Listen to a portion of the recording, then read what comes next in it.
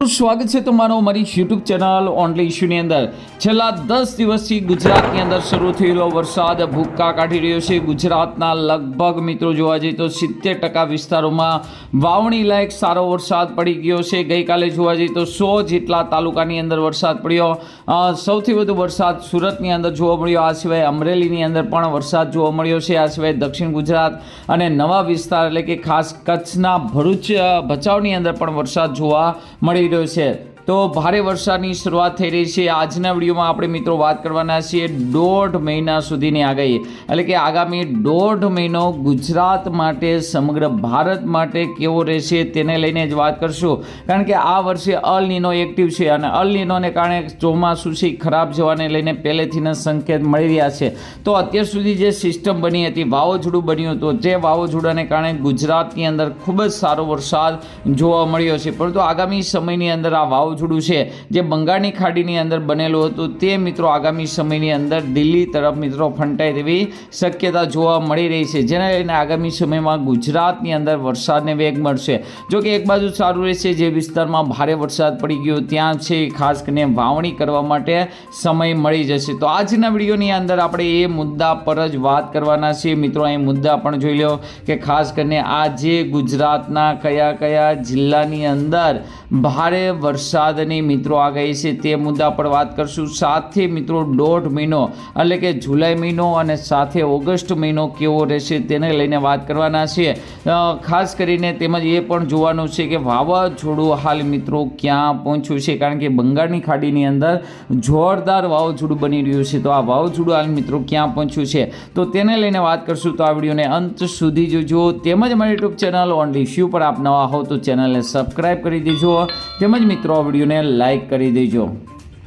મિત્રો જોઈ શકો છો સુરત સિટીની અંદર સૌથી વધુ વરસાદ 4.41 અને રાત્રિનો વરસાદ પણ ચાલુ હતો। આ સિવાય વલસાડ, મહીસાગર, સુરત, નર્મદા, પાટણ, વલસાડ, અમરેલી તમે જોઈ શકો છો નવા વિસ્તારોની અંદર વાવ થરાદની અંદર પણ મિત્રો ભાભરની અંદર પણ વરસાદ જોવા મળી રહ્યો છે કે ચોમાસું એક્ટિવ થયું છે અને જે કચ્છનો જે બાકીનો ભાગ છે એ વિસ્તાર પણ મિત્રો કવર થઈ જશે, એટલે કે ખૂબ જ સારો વરસાદ છે મિત્રો આગળ જઈ રહ્યો છે। ચોમાસું તમે જોઈ શકો 6 તારીખ સુધીની અંદર ગઈકાલ સુધીમાં ત્યાં છે। આજે મિત્રો 100% કચ્છ છે એ કવર થઈ જાય, રાજસ્થાન કવર થઈ જાય તેવી પૂરેપૂરી શક્યતા છે।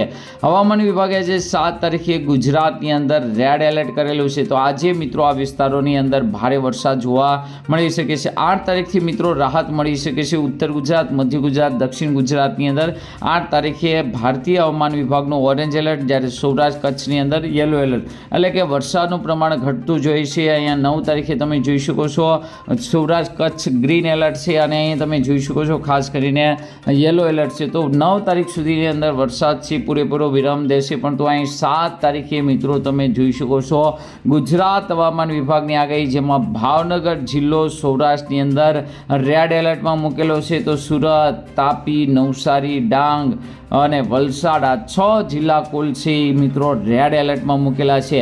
રેડ એલર્ટ એનો મતલબ કે મિત્રો અત્યંત ભારે વરસાદ છૂટાછવાયા વિસ્તારમાં પડી શકે છે। આ સિવાય અમરેલી, ભરૂચ અને નર્મદાની અંદર પણ ઓરેન્જ એલર્ટ છે, ત્યાં પણ છૂટાછવાયા વિસ્તારમાં પરંતુ ભારે વરસાદ જોવા મળી શકે છે। ગીર સોમનાથ, વડોદરા, પંચમહાલ, દાહોદ અને છોટાઉદેપુરની અંદર પણ યલો એલર્ટ છે, એટલે કે ત્યાં પણ છૂટાછવાયા વિસ્તારમાં ભારે વરસાદની શક્યતા જોવા મળી રહી છે। 8 તારીખે મિત્રો કોઈ જગ્યાએ રેડ એલર્ટ નથી, પરંતુ નવસારી, ડાંગ અને વલસાડની અંદર ઓરેન્જ એલર્ટ છે, એટલે કે અતિ ભારે વરસાદની આગાહી છે। જ્યારે અમરેલી, ભાવનગર, સુરત અને તાપીની અંદર પણ ભારે વરસાદની આગાહી છે।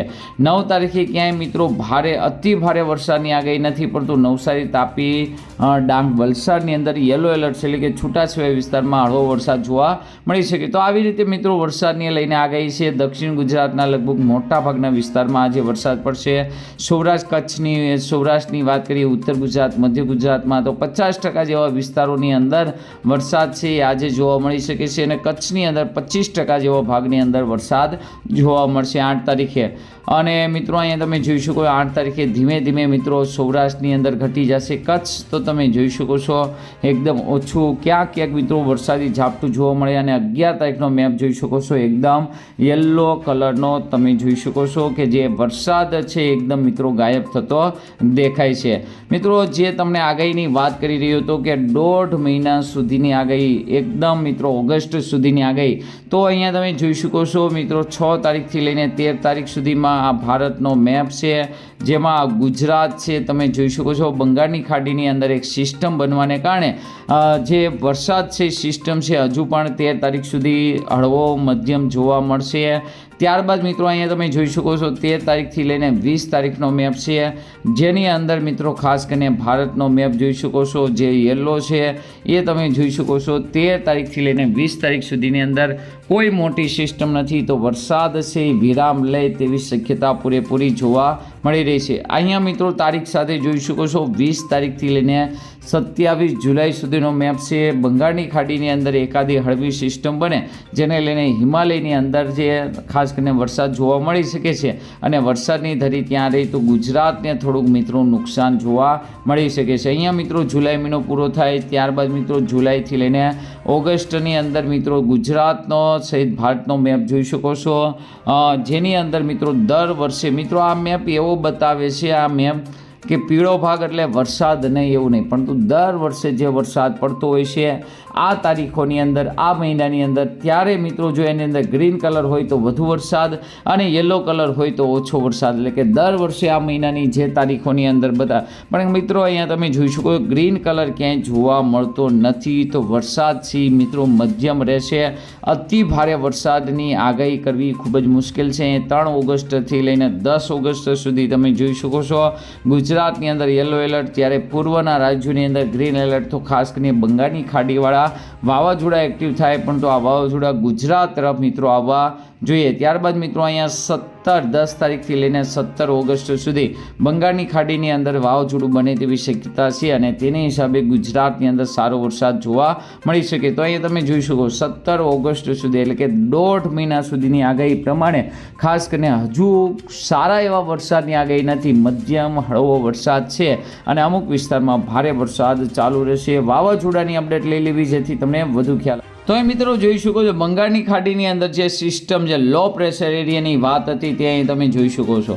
ખાલી બંગાળની ખાડીમાં જ નહીં, પણ તો અહીંયા મુંબઈ ઉપર પણ સ્થિત જોઈ શકો છો, જેને લઈને મુંબઈની અંદર છેલ્લા 3 થી 4 દિવસથી આ અતિ ભારે વરસાદ પડી રહ્યો છે, અને આ સિસ્ટમ તમે બંગાળની ખાડીમાંથી જોઈ શકો છો, જે મિત્રો આજે 7 તારીખે આગળ વધી અને અહીંયા તમે જોઈ શકો છો જે આગળ ચાલી રહી છે, જેની અસર ગુજરાત સુધી જોવા મળી રહી છે। આજની અપડેટ પ્રમાણે તેની અસર થોડી ઘણી ગુજરાત સુધી જોવા મળશે, જેને લઈને ઉત્તર ગુજરાત, મધ્ય ગુજરાત, ખાસ કરીને કચ્છના ભાગોની અંદર વરસાદ જોવા મળે। 8 તારીખે આ સિસ્ટમ છે એ મિત્રો તમે જોઈ શકો ગુજરાત ઉપર ટકવાની જગ્યાએ એ મિત્રો આગળની તરફ મિત્રો દિલ્હી તરફ ફંટાઈ રહી છે, જેને લઈને ગુજરાતની અંદર આ વાવાઝોડાની અસર છે એ જોવા નહીં મળે, પરંતુ ખાસ કરીને તમે જોઈ શકો છો વાવાઝોડાને સપોર્ટ આપતા તેજ પવનો મિત્રો ગુજરાતની અંદર જોવા મળશે। અહીં તમે જોઈ શકો છો વાવાઝોડું આગળ હોવાને કારણે અરબી સમુદ્ર ઉપરથી તેજ પવન ફૂંકાશે, જેને લઈને સવારની અંદર રાત્રે મોડી રાત્રે રેડા છે એ આવશે। બપોર પછી આદરનો વરસાદ છે એ ભારે પવન હોય તો જોવા મળતો નથી। તો વાવાઝોડું તમે જોઈ શકો છો, આ વાવાઝોડાની અસર ગુજરાતને કોઈ થવાની નથી। અહીંયા તમે જોઈ શકો છો 12 તારીખ પછી આ વાવાઝોડું પણ વિખાઈ જશે, અને ખાસ કરીને તમે જોઈ શકો 13 અને 14 તારીખની આસપાસ બંગાળની ખાડીની અંદર ફરી એક વખત સિસ્ટમ બની રહેશે, પરંતુ વરસાદની ધરી ખૂબ જ મહત્વની છે। વરસાદની ધરી તમે અહીં જોઈ શકો છો કે વરસાદની ધરી હાલ મિત્રો હિમાલય તરફ સરકી ગયેલી છે।